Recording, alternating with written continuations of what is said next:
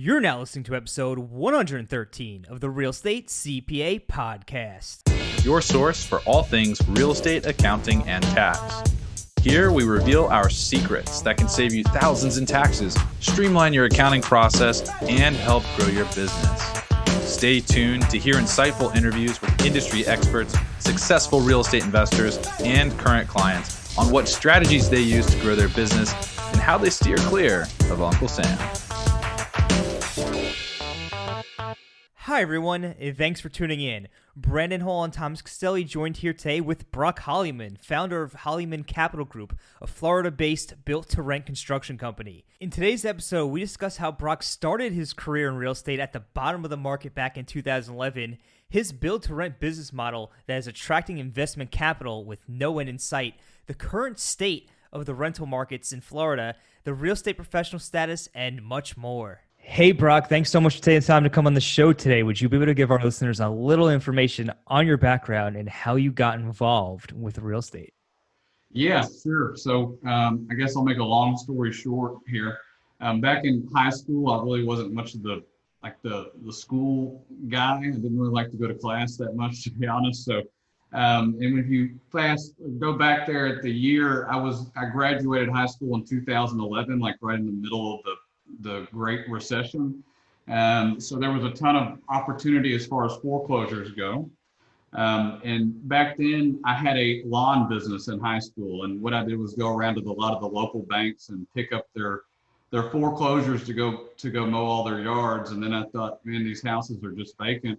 How can I figure out more about this stuff? So I just started skipping school. Instead of going to party and stuff, I was going down to the courthouse steps. And I would just check out these foreclosure auctions. Met some people there, and it only took a couple of weeks really to build some relationships. And you could give like 48 hours, 72 hours to pay for the bids. So I would just win properties that I didn't have any money to pay for, and then go on the public records, find some investors that were buying in the area, and tell them, hey, we got to close within 3 days. And I would just get them to wire the funds and cap a little bit off the extra and get the refund check sent over to me. So that's really how I got started. And then it kind of evolved into what we're going to talk about today, which is the building.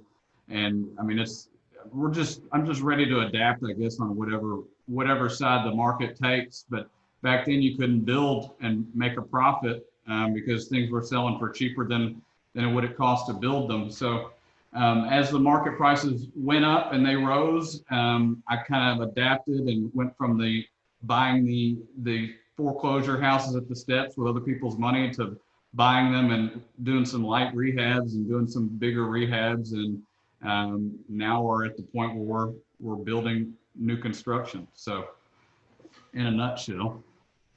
So that would have been, you were like 17, 18 years old. Yeah. Going down and sourcing investors. I mean, how does that even work? Like you don't have a name for yourself, I'm assuming, at that point. So how did you just randomly email investors and hope they bite? How did that work? Yeah, just cold call, man. Picking up the phone. I mean, that's really the biggest tool in the tool belt is your phone. And I'd say the biggest resource out there is public records. And anybody that says they can't find a buyer in today's market there's so much money floating around as far as wanting real estate and wanting good deals. I mean, if you can find the deals, then you can easily find the other side to make the deal work, Yeah, I gotta say, when I was first searching for the first property that I did, we had phone records of all the buyers, of all the owners in the market that we wanted who owned properties. And we would just smile and dial, call down that list. And, some deals, got pretty far down the due diligence process. Other ones went nowhere. But sometimes that's all you have to do is just pick up that phone. So, credit to you for taking that initiative. So kind of transitioning more to where we are today, would you be able to tell us a little bit more about the construction business you currently operate and your build-to-rent model? Yeah, for sure. So fast forward to today. Back then, that all started in Memphis, Tennessee. That's where I was born and raised. And now, as things have evolved, I mean, I quickly realized that that wasn't really the market that I wanted to be in, you know, and build a solid career or, you know, life out of that real estate market. So I bounced around to a few different places, ended up in Central Florida, which is where I am right now. And I love it here. But really, I like the build to rent model, and I started doing it back in Memphis, which Memphis is a huge rental market, so it was very successful there. But at the same time, it just gets a little boring up there, to be real. Like Florida is there's a lot more things to do, and it's a lot better lifestyle to work here. I mean, because I'm working, it feels like every second of the day, every day that comes up on the calendar is a work day. And why not enjoy the place that you have to work? So that's why I'm here. And then it looks like everybody in the nation is moving down here when you look at the news. So it works out pretty well to the point where we're in the suburb markets where the build to rent market it still works. There's a lot of markets where it's gotten pushed out of, especially down here where the prices rise and the rental rates aren't rising quick enough to make up for, you know, the cash flow that the investors are looking for or that we're looking for. But we keep it very simple. Our office is one of the models that I'm in right now. So we build one single family house plan. It looks great, and you can see it on the web. I mean, you can tell that a trendy guy has picked all the finishes. And with that, it gives the tenants, they treat the place like it's a new house, because it is a new house. But you see a lot of other build to rent owners out there, builders out there that do, okay, it's a rental property, so we're going to build a stick frame house in Florida where a hurricane might come up every few years, you know, and my houses will still be standing and not a shingle will be blown off the roof, because we're building it as if it were a retail house. Any property that we're building, or if we have a buyer that drops out, we've made a pact that we're just going to keep that property and hold on to it for a long-term rental. So anything that we build for investors or for the tenants, whoever seat that you want to look at this perspective in, I mean, we're building it to last. We're building it with quality finishes that will bring, like I said, to bring higher rents, okay, and more respect from the tenants. And yeah, I mean, it just works. Like, for example, we've got all tile flooring in all the houses. No carpet needs to ever be cleaned or replaced. We use solid wood cabinets, so that none of that, you know, we get a leak and the tenant doesn't report it. So then you've got a cabinet issue. You've got to replace cabinets when you have the particle board cabinets. All of our countertops are quartz, which I was happy to see even in the COVID stuff. I hate to even say that word, but you know, during this, the CDC even came out and said, okay, quartz countertops are the new recommendation as far as spreading germs or anything like that, because they're so non-porous and just like the whole 9 yards. I mean, we build a really nice modern looking house, and it just brings higher rents and better returns. So, well, why do you call it build to rent? Why not just call it building and you're just selling it to investors? Like what's the difference between actually building a house for retail purposes versus building a house for rental purposes? So I guess the only real difference would be the area and do the numbers work, okay? And when that's only from our model, okay? But when you go look at, for example, there's a lot of big billion-dollar market cap, multi-billion-dollar market cap builders out there that are doing the build to rent model. But if you walk into one of their retail homes and then you walk into one of their build to rent homes, you can see a quality difference. From our end, I mean, I just call it build to rent just because every home that we're putting in the ground, we're going into it with the intention to rent the property out or it's an investment property. But if you had on one of the other, like a big time builder on here that's got a ton to play with and they still rely on their retail market game, you'll see a difference in there. And you would think it'd be the other way around, to be honest. If you're going to build a rental property, you'd want it to, you know, withstand, go through a lot of, you know, bad tenants if they spill stuff or they've got dogs that that pee on the floor or something like that. You know, you just want it to be as tenant proof as possible. And we kind of use that term when we're dealing with the investors, because that's really what it is. I mean, you get somebody that moves out, it's a simple turn instead of replacing a bunch of stuff and, you know, the whole nine. So. God, so it more or less sounds like you're building it with the intention, with the end in mind, if it's going to be going to a renter and not an end buyer, and you want to make sure you minimize pretty much the maintenance that you have to do on the property, you know, as And a at the renter same lives time, to add on to that point, so investors buy stuff, you buy stuff, we all buy rental property, not just for the cash flow, but in 10 years, 5 years, or 20 years, really, you want the appreciation to be there. And really isn't going to appreciate as much as the, you know, the house next door, the retail house that had all the nice finishes and the upgrades, and it's built out of block.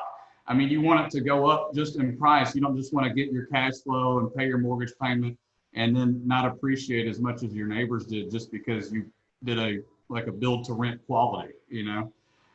So that's the good thing about ours. Like you move in, or you have tenants move in and they can move out in 5 years. I can guarantee you that this style and this finishes are not going to go anywhere.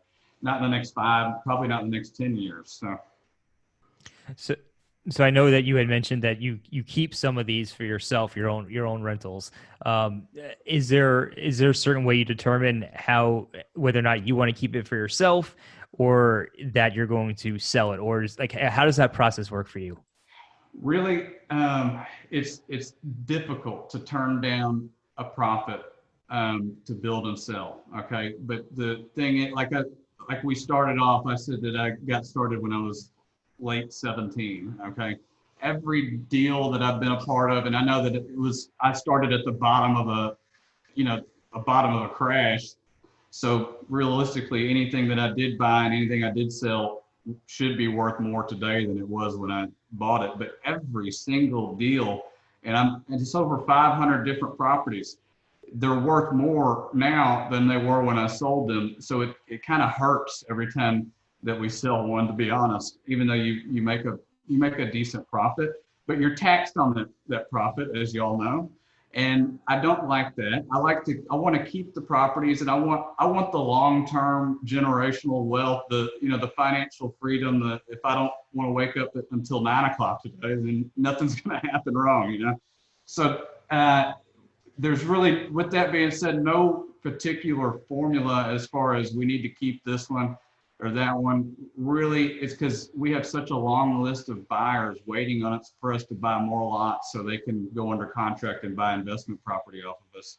It makes it difficult. So we just came up with a pact that any of them that fall out of contract, because you do have some investors that get they get cold feet, or something falls through with the financing or something. If anything falls through, we made a pact that we're just going to keep it. We're not going to try to attempt to resell it or anything like that, because before we're even done with these properties, when we get to the block stage, we're already trying to lease these properties out and market them for rent. So most likely over 50% of the properties that we build, the day that we get a CO and the day that there's a final cleaning, there's somebody moving in. And it's not like we had a week of downtime in between. Okay, we need our final inspection and our final cleaning. So, I mean, these properties are moving, and it's a growing market down here. And it's, why not keep anything that falls out? If it's somebody else lost their investment, I'd be more than happy just to keep it ourselves. So that's what we've been doing. Makes a lot of sense. And you mentioned it before. Basically, investors are just clamoring to buy these properties. Shifting kind of gears to the supply and demand side of things on the renter market. How is the current state of the construction industry, especially where you're at? Is supply still very short and demand very high? Yes. And then every day it gets a little bit crazier. Okay. It gets a little bit crazier every single day. And like, you can't, even last Friday, like I turned on, it was Fox Business. They were on there talking about, it was like a 15-minute segment about all these people leaving these big cities. And it didn't say that they're moving just to the suburbs. They literally said they're fleeing the big cities and they're moving to Floridian suburbs. And it's no lie. And I feel like a liar even saying this, but over 50% of our applicants, I think it's more like 75. I really want to run like data numbers on this, but are from New York. So you would think we're actually in New York City if you see all the applicants come up with their previous, employment and their address histories and all that stuff. But the great thing is, like you look at it great or bad, but they're leaving these 1-bedroom, 2-bedroom apartments in Brooklyn or Queens or the Bronx or anywhere, and you see what they're paying, and we call their landlord, and yes, some of them are locked in on those old landlord laws where they're locked in. They pass down a lease for $400 a month over a generation, but a lot of these people are paying $2,500, $2,800 a month for a 1-bedroom, 2-bedroom, and they get to come down here and start fresh in the middle of this pandemic. They come down here and start fresh while crazy stuff's happening. They love it. They're excited about it. They're coming down here and by the busloads. I mean, it's insane. So the demand is super hot. And then you add that in with even the people here, because we're out in the outlying suburb areas. Even people are moving from Orlando to our little suburbs out here in the Kissimmee, the Point Siena area. We just started looking. I spent all weekend down south looking at some more suburbs that are extremely hot. And yeah, you can't build them fast enough for the tenants or the investors. I mean, that's a great problem to have. Yeah, that's a great problem to have. And I could tell you straight up, that's 100% true. People from New York are looking to leave New York and move to Florida. It's a very common spot that New Yorkers try to move to. So completely agree with you there. And real quick, I just kind of wanted to jump in. How has the demand, at least in your experience over the past few months, how has that demand kind of morphed? Did it start off pretty sharp with was it fear-based demand, or is it pretty steady and people are just consistently trying to get out of the big cities? So if you look at the last or the year-to-date chart on the Dow Jones, okay, it like paints a beautiful picture to answer that question. So right before all this stuff happened, I mean, we were setting plans up because we're just a small company, to be honest, compared to a lot of these big guys. But we hired on a couple people, and we're sitting there. We're getting more leverage out so we can do more and all that. And I had a waiting list of, and no kidding, 180 investors waiting for houses. And overnight, that list went away. It took about 3 days because that was a mixture between mom and pop investors, then some guys that have 10, 20 properties, and then big chunk of those, I'd say probably 100 of them were like institutional guys. So I really enjoyed working with the hedge funds. They're very easy to work with as far as the build process, contract process, closing, all that stuff. A lot of less headaches. So yeah, we were working with those guys as well. And overnight, it was just like went out into the abyss, went down, deep down. And yeah, it took about a month, I'd say. And when that government assistance money started rolling out, the buy pressure started to roll back in, and people realized that, okay, Americans are a smart group of people. When they get their money, they are going to pay their leases or their rent payments and all that stuff. So it's back. And the fact that you pair that with the interest rates for some of these investors I saw one the other day, they're buying it from us under 2.88%.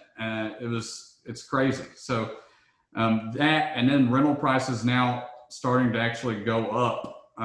With all that, I mean, it's just a recipe for success for the investors. So the demand is back for now, and I'll knock on wood because that last situation kind of hit us out of nowhere.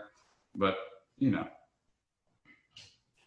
Well, I mean, I'll say this is not investment advice by any means, but interest rates are super low, and inflation. The government's printing a ton of money, and they want to do more to make inflation go up even more, right? So there's a ton of people out there who are looking to get their money out of cash, and move it into investment properties. So I'm not at all surprised to hear that investors are lining up in droves for these types of properties.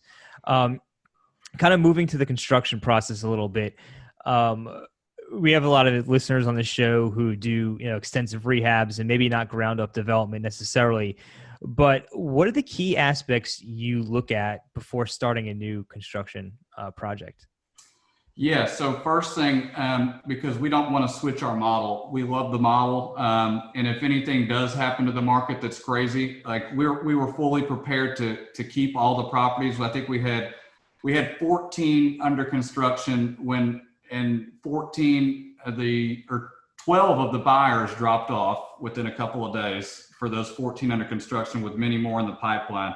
You still have a sense of security a little bit being in an area that if the numbers make sense for the investors buying them after your little profit is in there, and they pay their loan fees and all that, then they still have their numbers work for cash flow. Then our numbers will definitely work at our build costs for cash flow.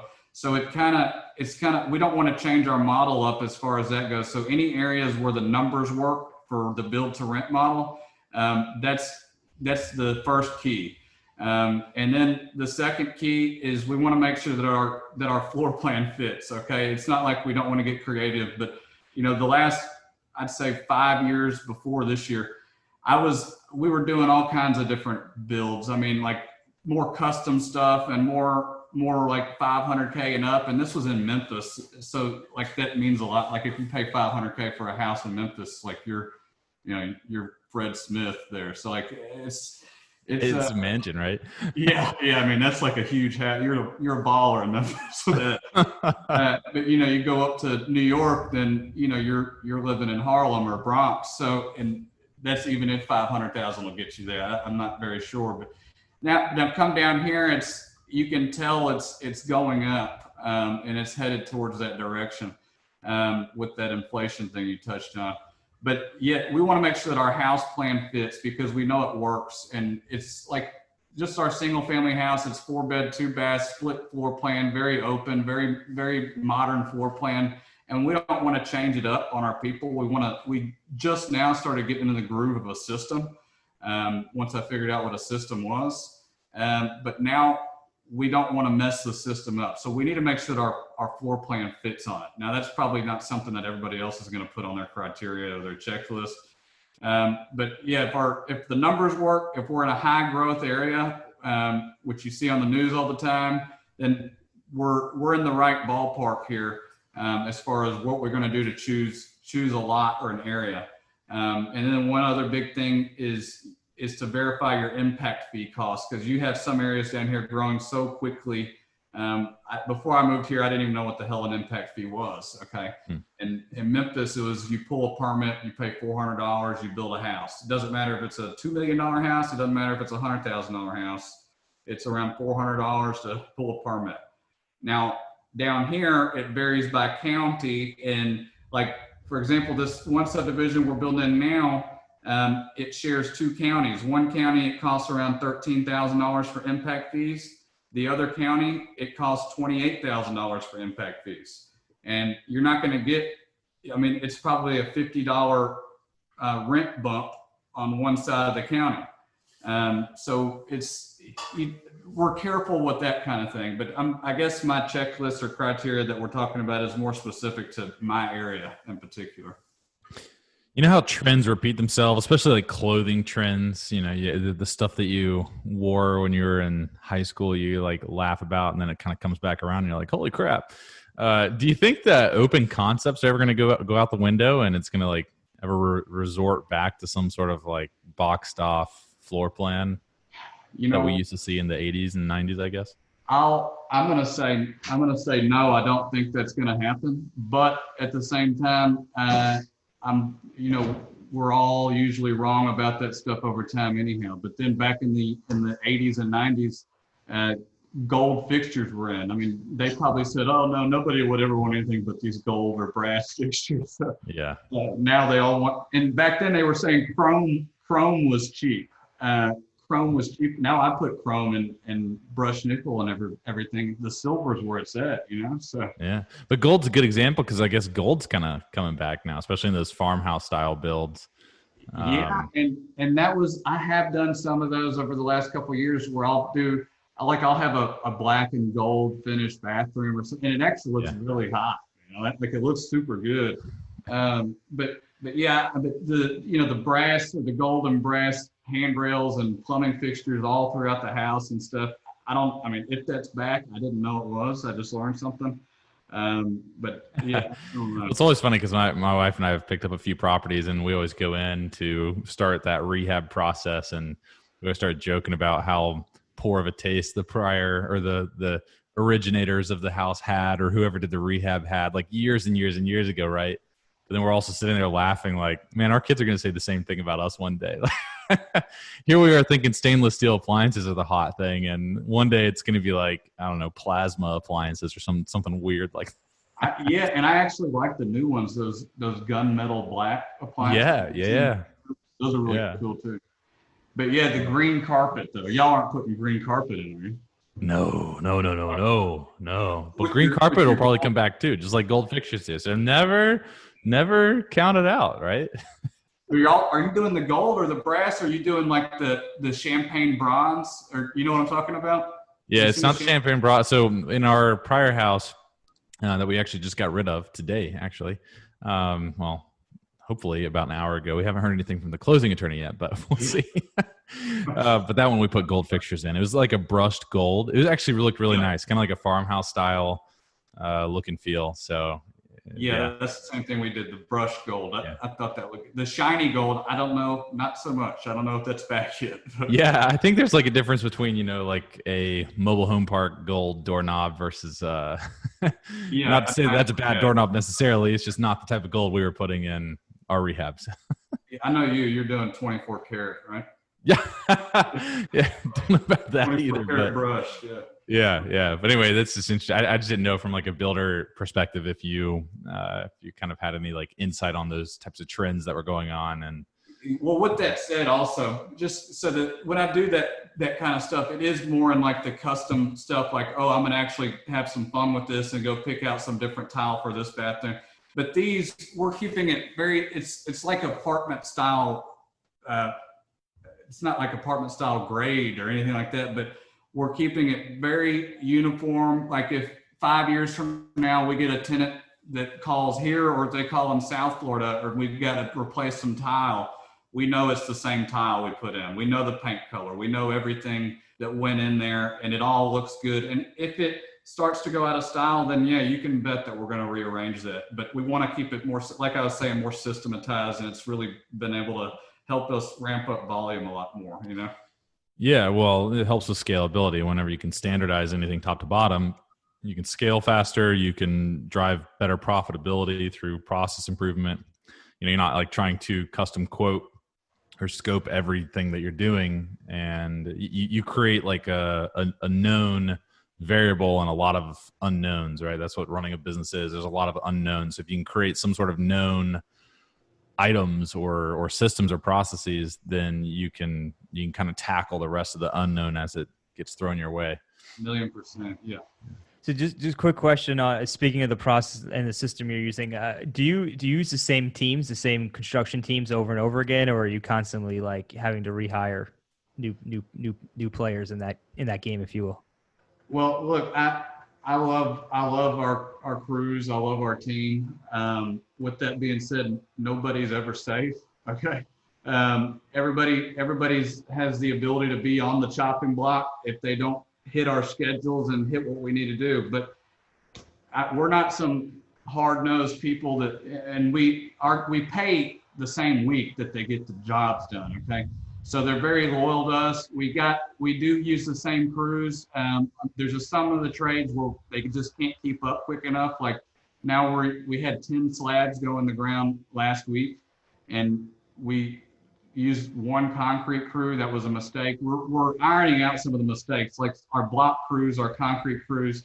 We do need to have 2 more crews ready to go. And it's more the talking with these subs and letting them know, hey, don't get offended if you go by one of our houses and you see another crew on there, like you're still getting the work. We just need to work together. You know what I mean? We're at that stage, but all of our main trades, like our framers, our mechanical contractors, our electricians, our plumbing, all that is uniform across the board in this area that we're in right now. Now, in the next 2 months, probably in the next 1 month, we're going to start buying some more lots in other areas that are not close enough to use the same crews. So we will expand our crews and our subcontractors at that time. But right now, mainly it's you go to one job, you know who did the work, as long as they can keep up. So That's good. Consistency is always key. So switching gears again a little bit, just kind of wanted to get an idea of, what type of tax strategies do you use to minimize your taxes for your business? well, that is where you guys come in. Okay. I feel so far behind, okay, because I know a lot of your listeners are probably like, they're diehards, okay? But I just discovered you guys like a month ago. I called up and sent a request to meet with Brandon, and we met for a little bit, and then he hooked me up, and I'm working with Taylor, and I'm excited to see what's going to come out of this, because I know you guys know what the hell you're talking about, and not a lot of people do. And that's the problem. I've talked to many CPAs, but it feels like I know more than they do. So it's good to know some people that work in the same field, okay? But as far as I know, tax strategies that I'm going to be taking advantage of that y'all are helping me with. So the building them and keeping them and taking advantage of that bonus depreciation. That's a big thing, and I can kind of we can offset some of the profit income coming in from the build and sales, and offset that with some of the depreciation coming through from the ones that we hold, which is fantastic. That right there will probably make it where, I would never want to show my tax returns either. So, because it would probably show zero. So, and I'm proud to come out and say that, but that's what you guys are going to help me with, and I'm super stoked for that, because I'm tired of writing big checks to that 3-letter word. So you shouldn't be, man, unless it's intentional with what you have going on. The way that your facts and circumstances are structured. We talk about real estate professional status a lot on the episodes that we've had on the Real Estate CPA podcast in the past, and it's a highly litigated piece of the tax code. So if you're going to be a real estate professional, you want to make sure that you are actually a real estate professional. And Brock here is a perfect example of somebody that is legitimately a real estate professional. He does it full time. That's all he does is construction, building, and then he's got rentals as well. So what does Brock have to do? Everybody say it with me. If you listen to all the other podcasts, you have to also materially participate in your rental activities, which Brock will do with our assistance and help. But maybe we should bring Brock back on like 6 months from now and just ask him what that what that refund looked like. Give Taylor some public accountability, right? Yeah, be some before and after. Yeah. And get like the Facebook ads going where Brock's like, like before he's like all ragged out and just stressed, and then after he's like got like the new dentures and everything. Just super like like the sun's on him, the wind. Oh yeah, and we'll save that clip, put it in the audit file. Okay, yeah, Brock is a real estate professional. That way they can't question. They're not going to. There you go. Real estate CPA podcast. No. There you go. Here and now, we said it. But yeah. So real estate professional status. You have to work 750 hours in a real property trader business, and more than half your time has to be in a real property trader business. So if you're like Brock, where all you do is real estate, and you're good, right? You've already hit that first threshold or that first hurdle. The second hurdle is the material participation. You have to materially participate in your rental real estate activities. So if you're self-managing the rental real estate, if you've got a property management team in place that you've built out, you're going to hit that material participation piece as well. And when you can do that, the rental losses become non-passive. And that's what we're really after. When we can hit that, that's the apex of tax planning. Because now, like you said, Brock, it's just all about the cost segregation studies. We want to run the cost segregation studies to accelerate our first year losses.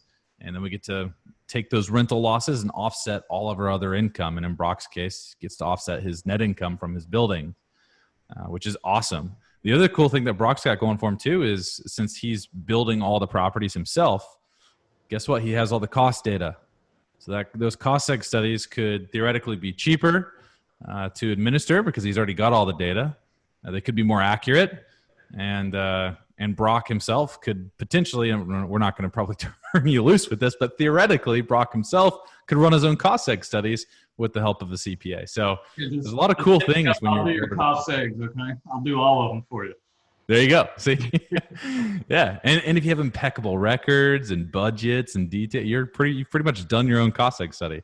That's the nice thing about building ground up. So, and it's the same damn plan every time, so that makes it a little easier. Well, yeah, there you go. Yeah, you've got all your cost data, so you might not even need to do the cost seg study. But yeah, so a lot of good things there. When you are full time in real estate, you can really avoid those taxes, and that compared to somebody that like works in San Francisco as a tech person or a physician, or somebody in New York City who's an investment bank, those people have full-time jobs that are not real estate related. And it's really difficult to game that real estate professional system.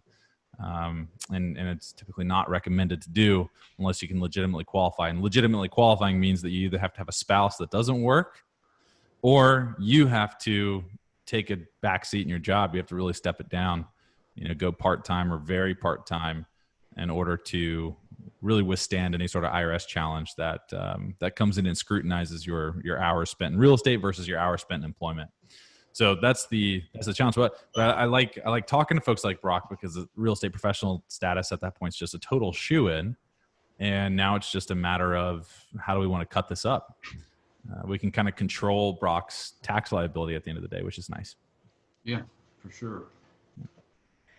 Absolutely. So, Brock, if our listeners wanted to learn more about you, perhaps maybe they're investors looking to invest, how would they be? What's the best way to contact you?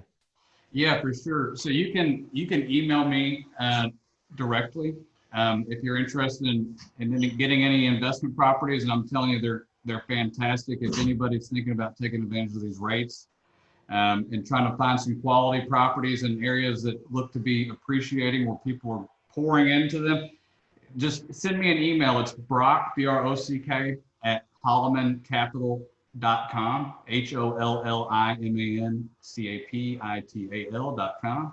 And then you can also look at our website and kind of see what we do, kind of get an idea of our finishes and what our product looks like.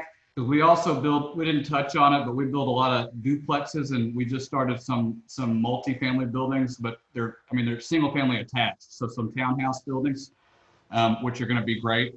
And check out our website, HollimanCapitalGroup.com. It also has another domain because I'm the tech guy in my office right now. So still trying to work through those speed bumps. And you can find it also at brock1.com, BROCK1.com. And one last thing, I don't get free advertisement often. Follow us on Instagram. We've been really trying to promote that over the last month or two. And it's at Holliman Capital Group on Instagram. So yeah, please join us follow us on there and check us out. We'll be happy to help you. Absolutely. So we'll go ahead and link those up in the show notes below for everybody who's listening. And Brock, wanted to thank you for coming on the show today, and looking forward to saving you a tremendous amount of money on taxes in the future. 100%, man. Thanks for listening to today's show. If you enjoyed the show, please find us on iTunes and leave us a review. You can also email us at contact@therealestatecpa.com with any feedback or topic suggestions. We are always taking on new clients, and with the new tax laws in play, you really don't want to navigate this alone. Let us help you save money on taxes and with your accounting and CFO needs. To become a client, navigate to our client page at therealestatecpa.com and fill out a web form with as much detail about your situation as possible. Thanks so much for listening. Have a great rest of your week.